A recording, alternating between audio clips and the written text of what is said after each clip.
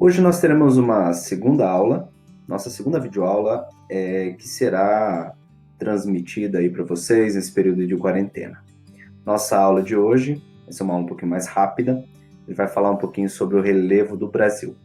Isso está lá no capítulo de vocês, capítulo 2, onde está os aspectos naturais, geologia, relevo e hidrografia. Então esse é o segundo vídeo. No vídeo anterior nós falamos sobre geologia, agora estaremos falando sobre o relevo brasileiro. O próximo vídeo, consequentemente, vai ser um vídeo sobre a hidrografia do nosso país. Para nós darmos início, então, nessa nossa atividade de hoje, nosso vídeo, a gente vai falar, então, um pouquinho sobre o relevo brasileiro. Eu vou ter uma imagem aqui para vocês, que a gente vai conseguir observar as principais formas de relevo que existem. Primeiramente, só para a gente poder entender quais são os tipos de relevo que nós temos. Então, nós temos aqui na nossa tela alguns tipos de relevo que vocês já estão um pouquinho mais familiarizados. Nesse nosso infográfico, a gente consegue observar aqui relevos como, por exemplo, o Planalto, né? Então localizado numa região um pouco mais elevada, com uma ondulação um pouco maior. Formatos de serra, então quando a gente pensa em serra, lembramos da nossa Serra do Mar, que divide aí a nossa região de Curitiba com o litoral do nosso estado, né? Acredito que todo mundo aqui já passou por esse lugar, já viu principalmente a serra com a sua silhueta aí na nossa cidade, né? Bem perceptível. Temos também a formação de vales, então áreas que principalmente são acompanhadas de cursos de água, cursos de rio. Temos também as depressões, né? Que são áreas um pouco mais rebaixadas do relevo, sendo elas absolutas quando estão abaixo do nível do mar ou relativas quando estão acima do nível do mar, que é o exemplo mais comum de se encontrar aqui no nosso país. Temos também as colinas, que são pequenos morros, né, formações de pequenas ondulações, planícies, como o nome diz, é plano, então plano, não como a Terra, certo? A Terra não é plana, então lembrando sempre disso, né? E também temos as cordilheiras e montanhas. Esses dois exemplos, tá, nós não temos a presença no nosso país. Então, tanto cordilheiras, que é um conjunto de montanhas, como montanhas que são apenas grandes elevações de certa forma isoladas, muitas vezes, nós não temos no nosso território. Lembrando que para montanhas e cordilheiras, a nomenclatura ela se deve por altitudes acima de 3.000 metros a nível do mar. Então, para que uma montanha seja classificada como tal, ela deve ter 3.000 metros de altitude em relação ao nível do mar. Então, é uma forma mais descritiva da gente entender essas diferenças, tá? Vamos passar aqui para o nosso próximo slide, né, onde a gente vai falar então sobre o relevo brasileiro. Ele tem algumas características que são muito importantes para a gente aqui, tá bom? Primeiro, é um relevo muito antigo. Então, assim como a gente falou da geologia no vídeo anterior, o relevo brasileiro ele tem uma formação muito antiga. Por sua vez, relevos antigos sofrem mais desgaste. Então, agentes externos como o vento, a água, né, o mar mesmo, acabam causando maior desgaste deste elemento da natureza.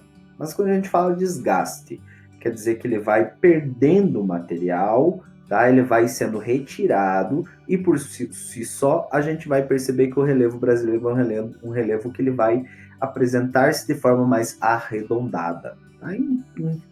Claro, em áreas específicas, né? A gente vai observar outros tipos de relevo, que até mesmo existem mais altitudes maiores e até um relevo um pouco mais preservado. Mas em sua grande maioria, a gente vai encontrar relevos que são datados de muito tempo atrás, ou seja, sofreram muitos efeitos de transformação da natureza, principalmente a água da chuva, tá? Os rios, o vento e também pelos oceanos, no caso aqui o nosso Oceano Atlântico, tá? Temos também, daí na nossa forma básica, né, nós temos 3 tipos de relevo. Então a gente viu ali algumas características, algumas formas, mas os padrões de relevo que nós temos no Brasil estão divididos em 3, tá? Os planaltos, as planícies e as depressões, como vocês podem observar aqui. Tá? Então os planaltos são aquelas áreas onduladas, tá? Que apresentam ondulações. Planícies, como disse, são planas, e as depressões vão ser áreas que estão principalmente mais rebaixadas em relação ao relevo circundante, tá? E aí, como eu falei anteriormente, mas para reafirmar que isso é muito importante, o Brasil não, tá? Eu vou até anotar aqui, ó, não possui montanhas, tá? Montanhas e cordilheiras não existem no nosso país. Isso foi explicado no vídeo anterior, mas é basicamente porque a gente não tem a presença de elementos, de placas tectônicas que se encontram no nosso território, causando assim a formação dessas grandes elevações. Bom, vamos dar uma olhada agora na classificação. Eu vou sumir um pouquinho aqui, tá? Para a gente poder mostrar então as classificações do nosso relevo. Então, nosso relevo ele é formado por unidades morfoestruturais do país, do Brasil. Tá? Isso aqui é uma classificação bastante detalhada, então são 28 classificações, são muitos nomes, muitas diferenças. Ah, professor, mas a gente precisa ver cada uma delas, a gente precisa saber cada uma delas. Não, meus queridos, isso aqui é mais para a gente poder se basear nas diferentes estruturas que existem no nosso país.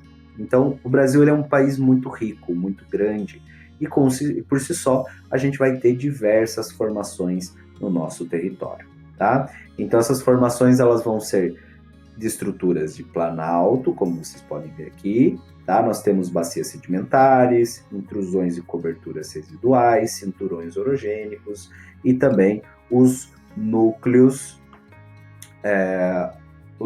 que nós já vamos ver a seguir. Tá? Os núcleos cristalinos do arqueano ali. Apareceu bem na frente essa listinha aqui, ok? Temos as planícies, tá? As principais planícies do Brasil e também as depressões, tá? Que também são bastante numerosas. Dando continuidade, então, para o próximo slide que nós temos aqui. O nosso próximo slide vai falar, então, sobre uma dessas formas de relevo mais presentes no nosso país, que é chamado de planaltos, tá bom?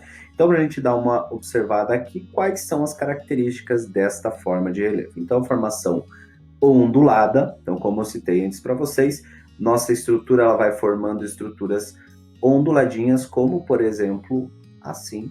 Tá? Então, nós temos formações onduladas, tendo também a possibilidade de ser formadas por estruturas um pouco mais elevadas, como serras, então, são ondulações maiores, tá? Ou menores, como os pequenos morros, ok? Então, as estruturas de superfície de planalto ela é formada com essas características, como vocês observaram aqui, tá? Temos também as chamadas chapadas, tá? E as escarpas. As chapadas são estruturas que se assemelham muito como se fosse uma mesa. Então, um exemplo aqui que a gente pode pegar, uma área um pouco mais elevada, e em cima nós temos uma área um pouco mais aplanada, tá? Esse aplanamento, então, ele acaba se formando uma estrutura de degraus. Então, muitas vezes acaba a gente vendo como se fossem degraus de uma escada. Tá? Então, essa estrutura é chamada de chapada ou escarpas, né? Aqui, chapadas escarpadas é porque tem essa estrutura bem marcada. Temos também, né, dentro dessas regiões, principalmente, grande potencial turístico. Então, o turismo é uma das atividades bastante promissoras em áreas com a presença de planaltos, tá bom? Os planaltos que acabam, então, sendo a maior parte do relevo brasileiro. Tá? Então, o Brasil é um país que tem em sua grande maioria, em sua grande área, a formação de relevo de planalto. Tá? Essa é a nossa principal estrutura. Temos algumas imagens aqui para a gente observar. Esse aqui é bem próximo de nós, então para quem já fez o passeio, né, que desce o trem da Graciosa, então se vocês puderem observar, até tem nessa área aqui, ó, nessa linha, né, eu vou desenhar aqui essa linha para ficar mais fácil a gente observar. Nessa linha aqui é onde passa a linha do trem, né, que vai aqui da região de Curitiba até a cidade de Morretes, ali no litoral do Paraná. É a linha do trem turismo, né, que é possível fazer essa viagem, uma viagem muito bonita, muito legal aqui de se fazer no nosso litoral. Então, ó, potencial turístico, ok? Temos também outras imagens, aqui então um exemplo do Canyon do Artelá. Esse aqui é um dos maiores canyons do mundo, fica no Paraná, fica bem pertinho aqui de Curitiba, aproximadamente aí 120, 130 quilômetros, né? Fica na região de Castro e Tibagi. Esse formato de relevo que a gente vê aqui é um relevo escarpado. Então, se a gente olhar aqui, ó, é a formação praticamente de chapadas escarpadas, ó, reto, e forma essa estrutura mais quadradinha.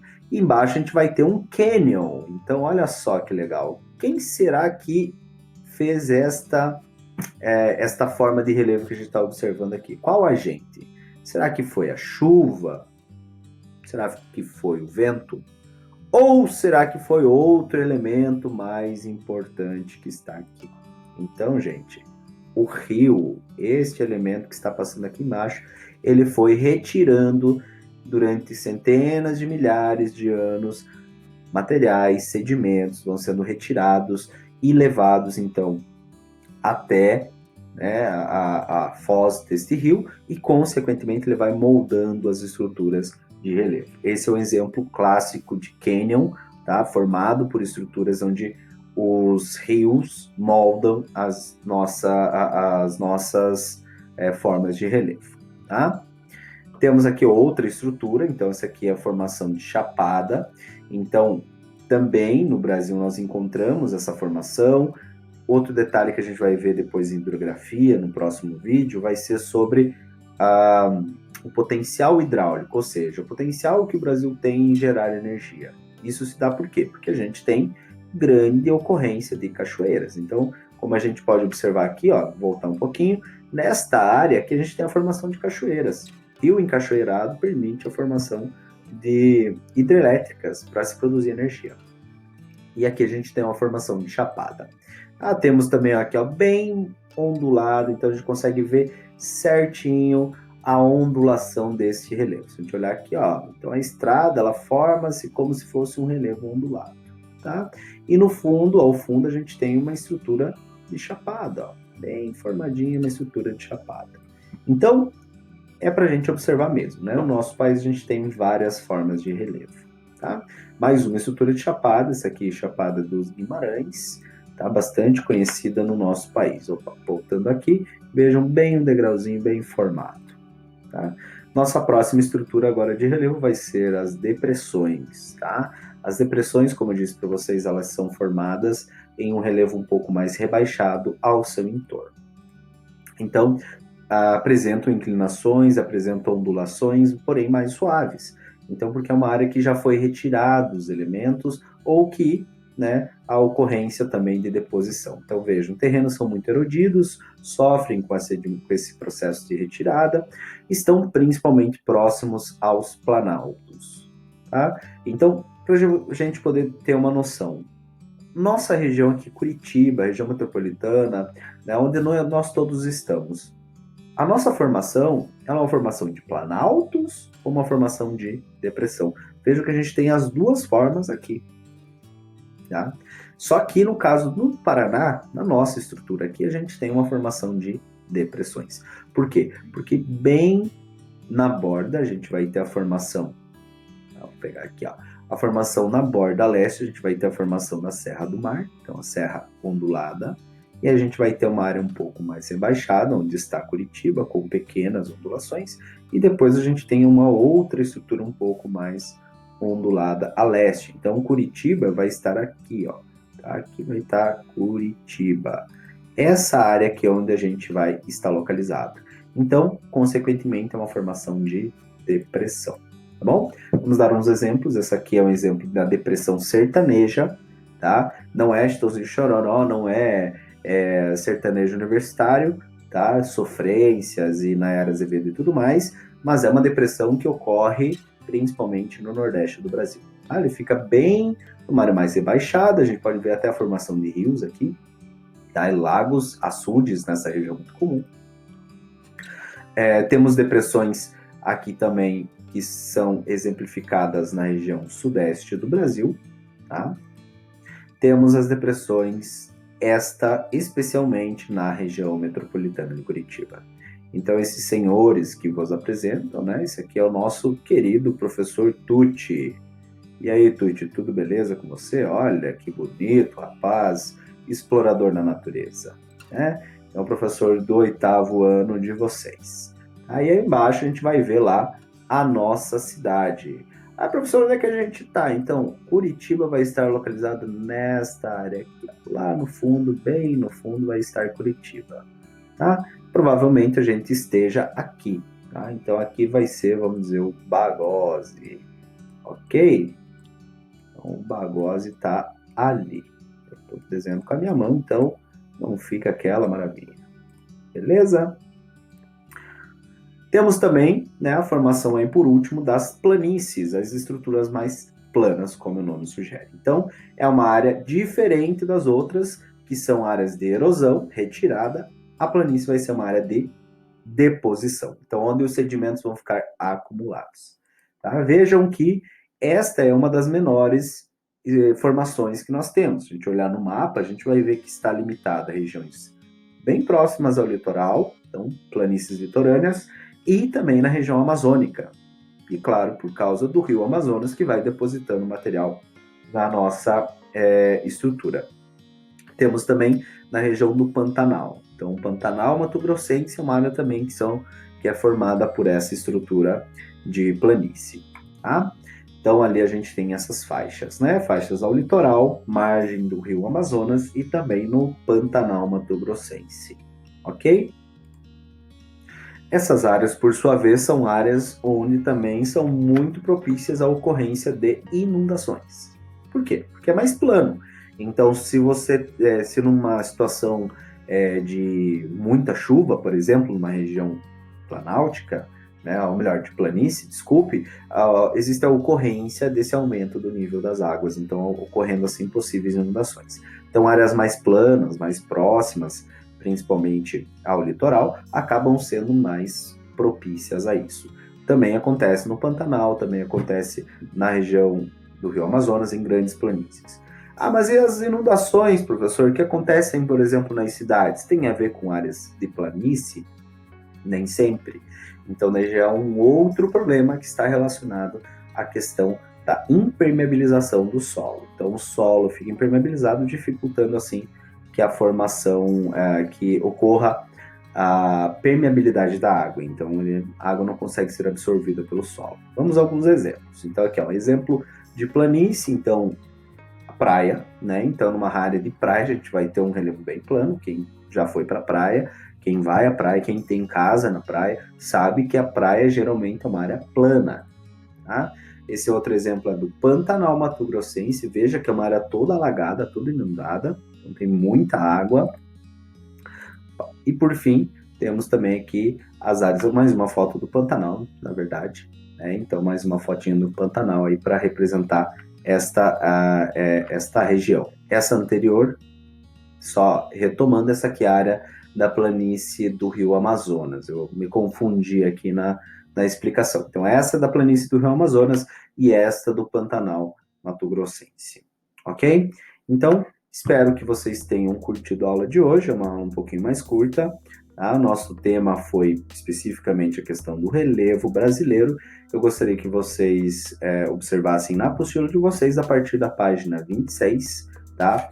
Se estende-se até ali a página 28, então um capítulo bastante curto, um pedacinho bem pequeno da nossa matéria, tá bom? Quero que vocês deem uma olhadinha na apostila de vocês, resolvam os exercícios da página 26 que estão disponíveis para vocês. Um forte abraço e até mais.